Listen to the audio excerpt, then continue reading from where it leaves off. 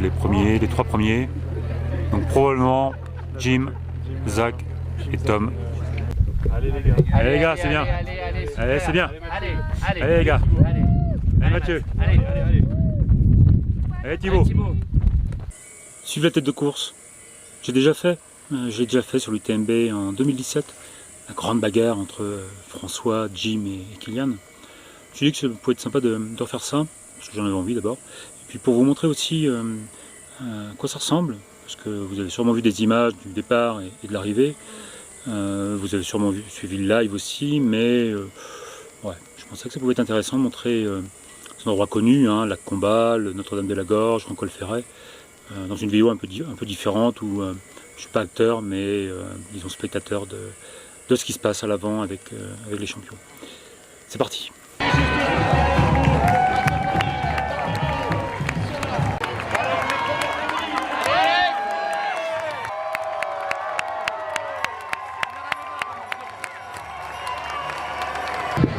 Je suis à Saint-Gervais, je vais faire le suivi de la tête de course toute la nuit, je vais essayer de faire ça.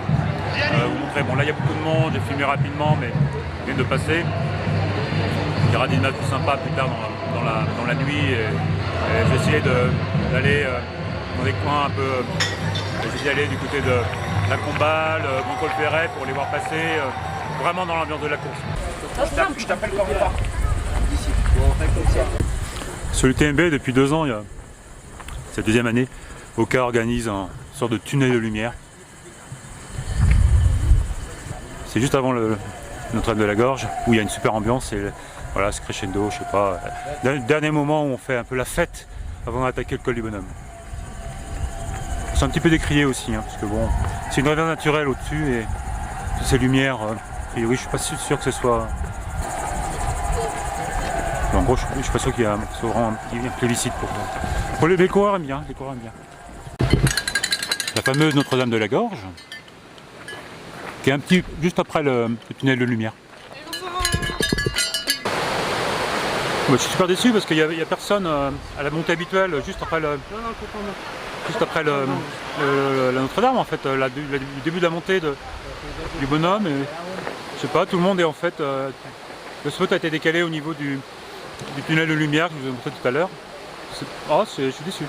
Je suis aux angles en fait parce que les supporters sont montés dans la pente.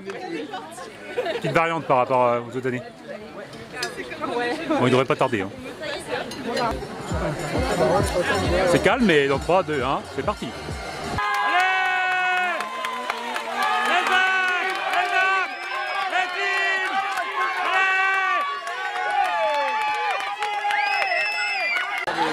Oh putain, en fait tout le monde s'est réveillé.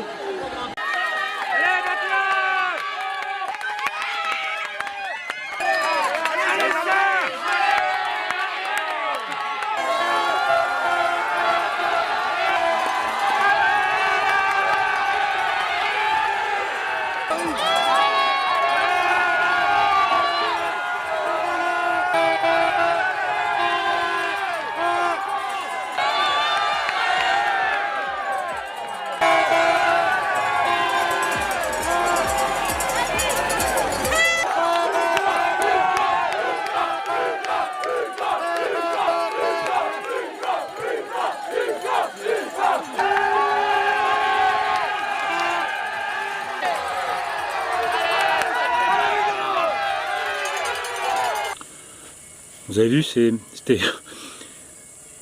Notre-Dame de la Gorge, c'est mythique, et ça allait de plus en plus depuis cette année. Les années précédentes, c'était un peu moins fourni, on va dire, on s'arrêtait, les spectateurs se contentaient de rester au bas, pas loin de l'église. Là, cette année, c'était complètement dingue, j'avais jamais vu ça. J'ai couru UTMB, je suis passé là 3 fois et c'était pas comme ça. Peut-être du fait que il y a plus de monde quand c'est l'élite, mais je crois pas cette année, et je pense que ça va être le cas encore l'année prochaine et les années qui suivent, c'est complètement dingo. Je vous conseille vraiment d'aller voir à quoi ça ressemble si vous êtes dans le coin. Notre-Dame de la Gorge, c'est dingue. Vous voyez Zegama, je pense que c'est encore plus fort. C'est encore plus fort que Zegama. Après Notre-Dame de la Gorge, les mecs qui partent dans la montagne. Col du Bonhomme, descendre sur les Chapieux, remonter interminable sur le col de la Seigne, pyramide calcaire, et ensuite bah, on est déjà en Italie, on arrive au lac Combal, où je suis à l'heure actuelle, avec un groupe électrogène et le ravito derrière moi. Ils arrivent, on voit les frontales, trois premiers qui descendent, c'est Jim Wamsley, Tom Evans et Zach Miller. Je vais essayer de les montrer, les filmer, et puis après on va repartir pour Courmayeur si on veut les voir là-bas.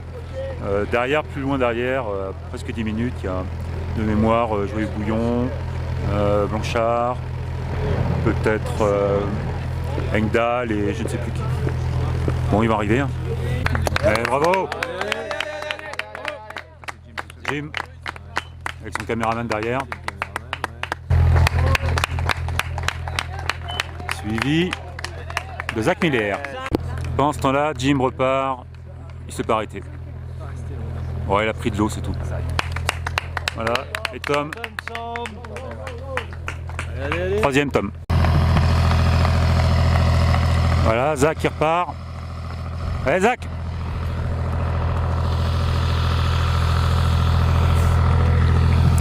Et sans interruption, Tom Evans.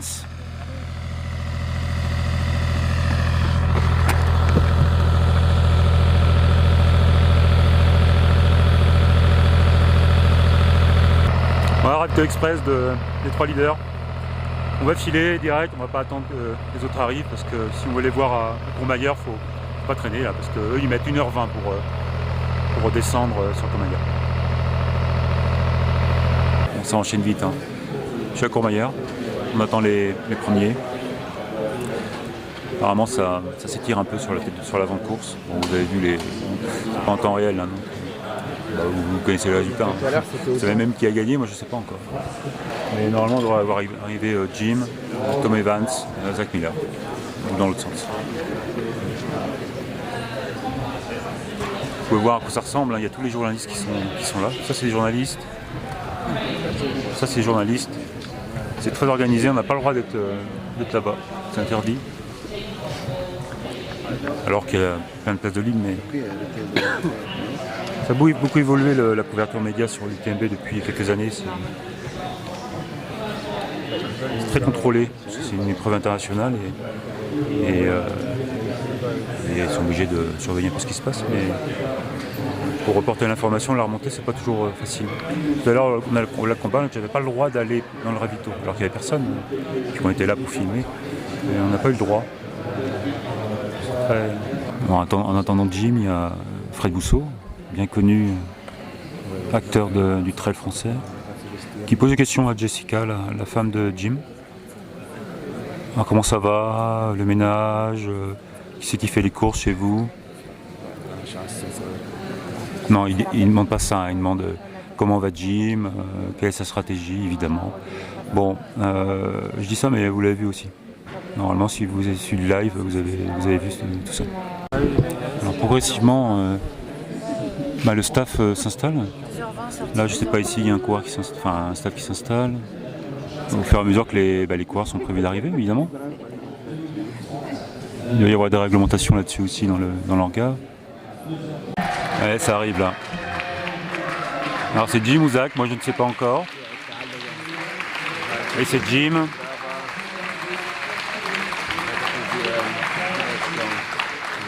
Il a l'air d'avoir un peu chaud.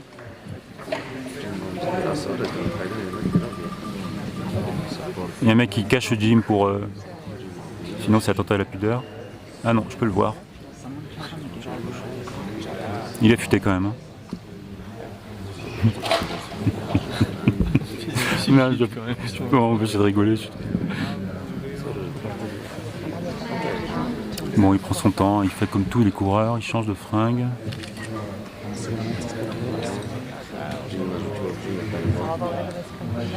Il discute simplement, il a l'air cool. Jess lui refait son sac.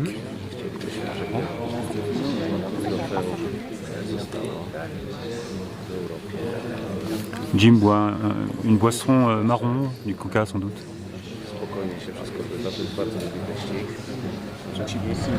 Pas de temps quand même, hein. Mais Jess pour aller plus vite, je trouve.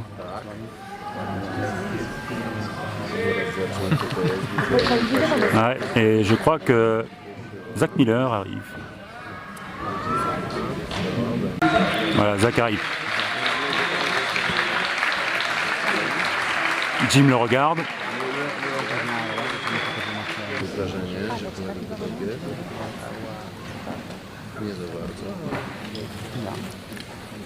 Je sais pas combien il y a d'écart, il y a plus de 2 minutes, 2-3 minutes, 4. 2 minutes 38. 2 minutes 38 me dit-on.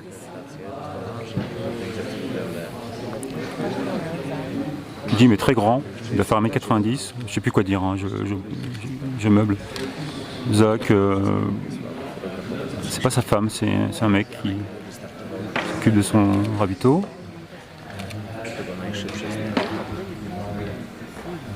Hey Jim!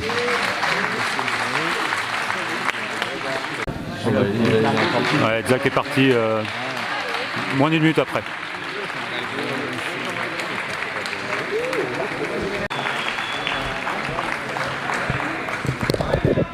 Arrivée de Germain Grangier et de Peter Engdahl.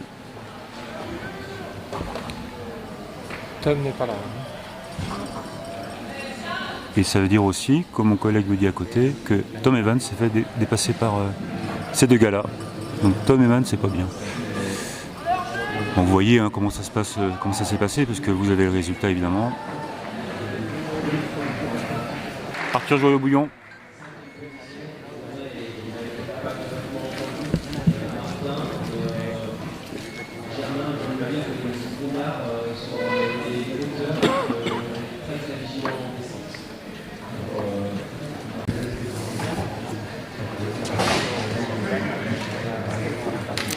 Dans celle-là, juste devant, là, il y a un assistant qui est à la bourre. Super à la bourre. Ça parle allemand, je pense que c'est un hamburger, c'est ça, ouais. Ou Tchoumi, je sais pas si il est suisse germanique. Oui, suisse allemand. Suisse allemand, on dit.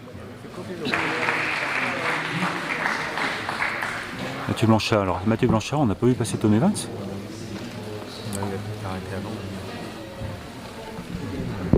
Donc là-bas, c'est Mathieu Blanchard avec Alix, sa femme, son assistante.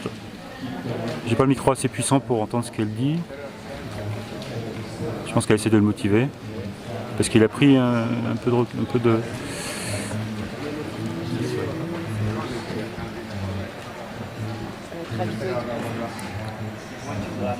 Mathieu ne s'assoit pas. Alix lui remet les flasques. On lève les déchets, on met des barres. On doit lui parler à l'oreille aussi.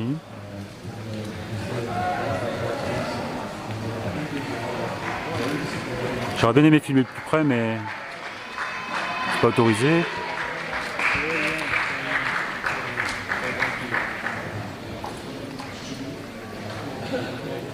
Et en même temps vient d'arriver Jean-Philippe Tchoumi.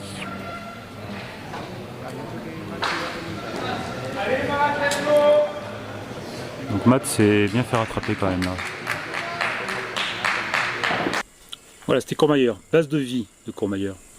Pour tous les coureurs en fait d'ailleurs, on peut récupérer un sac, le drop bag ou le sac de délestage, où on récupère des fringues, de la nourriture, de quoi se préparer pour la deuxième journée et la deuxième nuit qui va venir plus tard. Pour nous, hein, pour les coureurs normaux on va dire. Hein. Pour les élites c'est différent, vous l'avez vu, il y a une table, ils s'installent, ils arrivent avec tout ce qu'il faut, ils ont la place, ils sont pas pressés. Et quand on arrive en position 500 ou 1000 quand on arrive dans le pack, c'est la foire d'empoigne. Il y a des gens qui ont la chance d'avoir quelqu'un de la famille qui les aide un peu, mais il faut jouer des coups pour aller récupérer de manger, au ravito, enfin au bénévole, et puis trouver un endroit pour s'asseoir, se changer comme on peut. Un petit déséquilibre quand même entre les élites et les gens normaux. Alors pourquoi pas, ça se comprend, finalement ça ne change pas grand chose au résultat, et puis bon.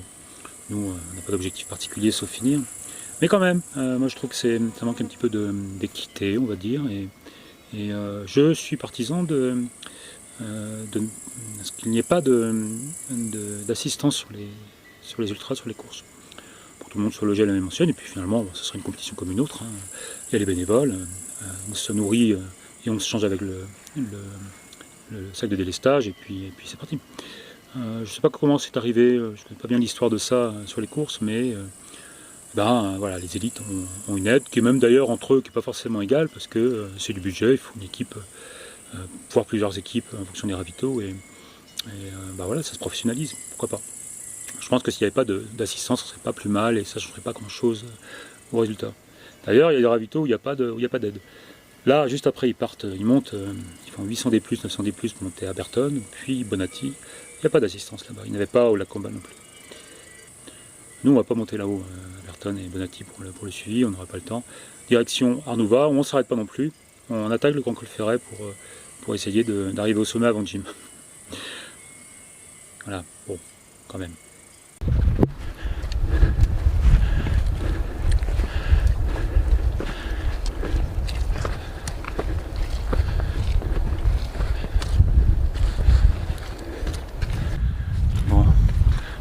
Après Courmayeur, normalement on monte à Berton, on fait tout le balcon sur Bonatti, on descend vers Arnouva et on attaque le Grand Col Ferret, où je suis actuellement avec camarade journaliste.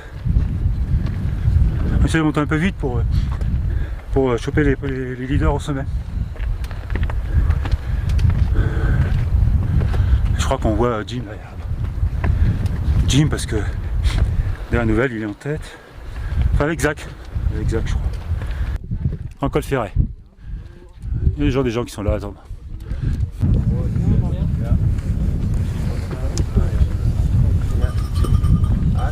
Allez Jim! Allez Jim! Go!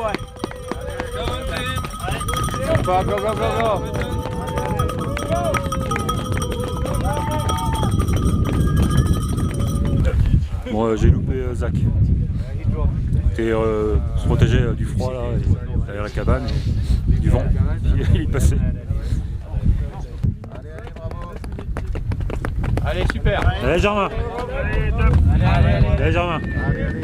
Allez, bravo.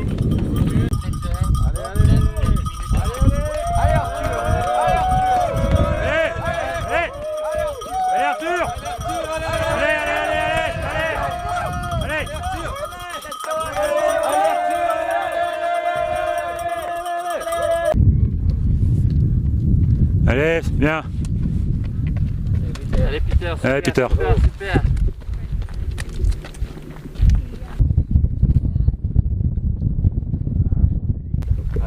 Allez les gars, c'est bien. Allez, c'est bien. Allez les gars. Allez Mathieu. Allez Thibaut.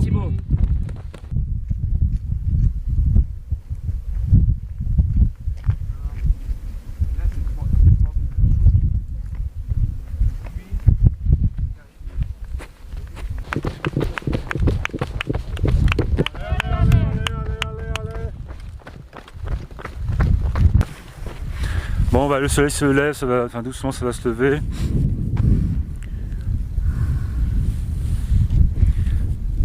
On a eu froid là-haut, il y avait du vent.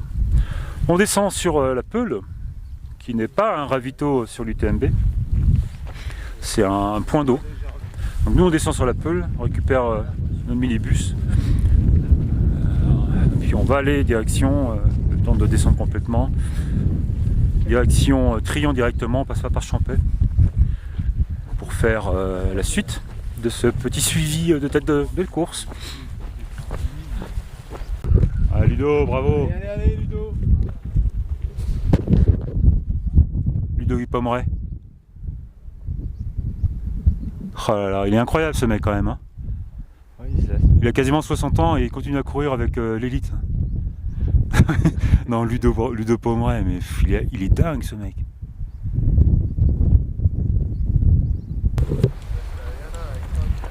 Allez Baptiste. Allez Baptiste. Allez.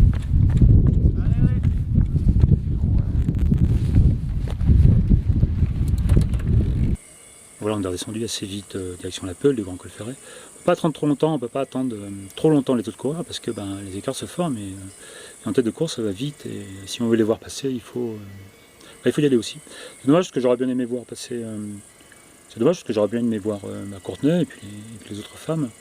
Au départ de la course, au début on les voit, puis après c'est plus difficile. Mais c'est comme ça, je suis la tête de course et on doit faire des choix. Là on a quand même pu voir les 10 premiers. En direction Trian directement, on ne s'arrête pas à Champais pour encore une fois les mêmes raisons. On n'avait pas le temps de les voir passer, peut-être voir passer les 3 premiers, mais direction Trian pour la suite. C'est parti. Trian. Le jour s'est levé, j'ai beaucoup moins froid. Je suis au ravito de Trian, où je suis passé. Il doit y avoir des images que j'ai filmées hier, avant-hier, sur le CC, c'est le même ravito.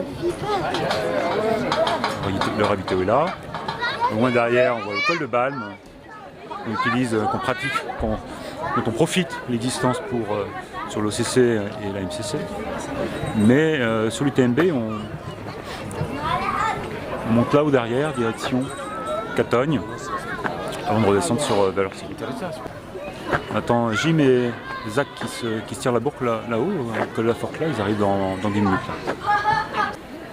Alors ici, à Trian, c'est une particularité où on arrive, parce que je l'ai fait, par l'église ici, on va jusqu'au ravito. Une fois qu'on a fait le ravito, on fait demi-tour dans l'autre sens. On peut aller voir 2 fois, c'est sympa. Pas trop.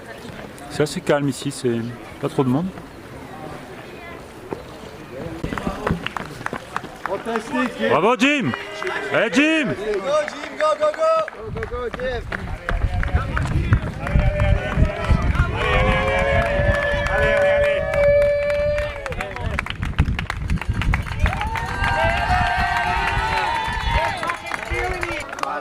Allez Zach!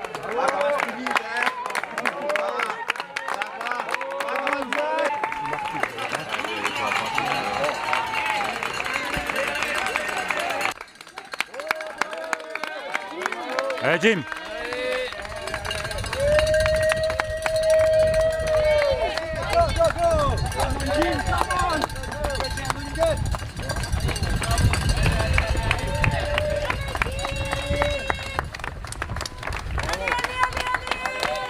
Salut Vincent Baudin. Qu'est-ce que tu pensé de Jim là? Jim il est plutôt pas mal, hein. Il a un bon rythme et puis il a l'air très frais par rapport à d'autres fois. Ouais, une grosse pression sur Zach là. D'ailleurs Zach va arriver là. C'est clair, et Zach, Zach un peu plus marqué je trouve, mais voilà, s'il gère, puis il peut peut-être faire au moins le podium. Tiens, il arrive, on va regarder. Ouais, Zach est resté un peu plus longtemps. Hein. Il fait une Zach Miller, il prend de l'eau dans la baignoire. Ah, sacré Zach. Allez Zach!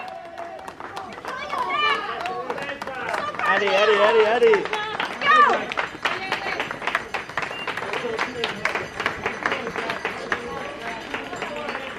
Allez Germain! Oh les enfants!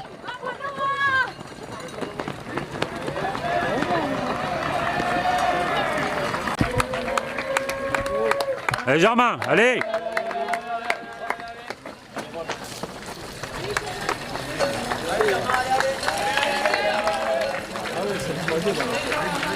Bon, on voulait partir tout de suite après les 3 premiers direction Valorcine. Le col est monté, le timing c'est pas simple. Mais comme il y a 3 qui se tirent la bourre là pour la 4e place, on est resté, ils arrivent.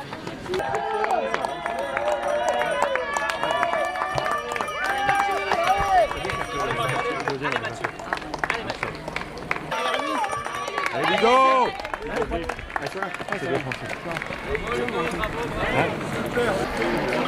Voilà, Ludo, il est incroyable ce mec. Il s'est pas arrêté au ravito. Il a déposé Mathieu dans le ravito. Allez Ludo!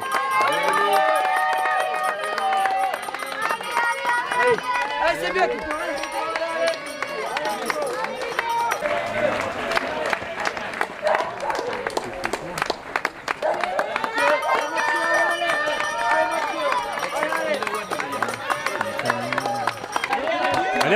Allez Arthur, allez!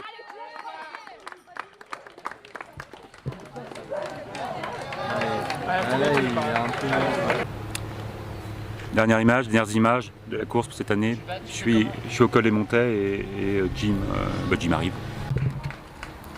Hey Jim! Allez, allez, allez,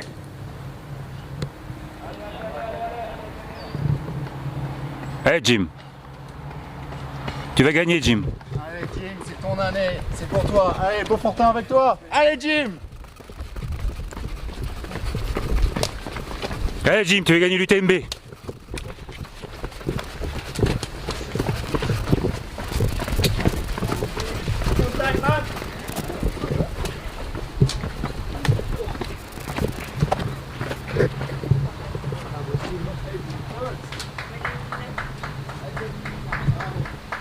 Voilà, c'est fini.